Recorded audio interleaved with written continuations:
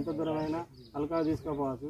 మనం రిటర్న్ వచ్చేసి మందు స్ప్రే అయిపోయి మళ్ళీ దగ్గరికి వచ్చిన కొద్దీ రిటర్న్లో చుట్టుకోవాలంటే వచ్చేసి ఇక్కడ ఒకటి గేర్ ఇచ్చేసారు.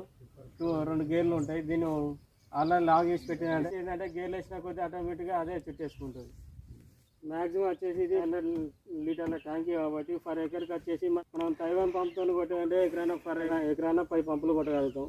350 ml ఫర్ ఎకర్ కొట్టగలుగుతాం. 2 లీటర్ల ట్యాంకీకి వచ్చేసి ఒక నెల ఒక 5 ఎకరాల దాకా స్ప్రే. మనకు వచ్చేసి గినకచ్చి పొట్ట సీజన్లో వచ్చేసి 3 ఎకరాల దాకా అయితే స్ప్రే చేస్తాం. ఓన్లీ ఒక ఆయిల్ కంప్లీట్గా కొంచెం కంటిన్యూగా చూసుకోవాలి. ఎట్లా అంటే ఒక 100 ఎకరాలు కొట్టిన తర్వాత ఒకసారి ఆయిల్ చేంజ్ చేసుకుంటే సరిపోతుంది. బయట కొట్టేసేసి ఫర్ ఎకర్కు 500 చొప్పున తీసుకుంటున్నాం.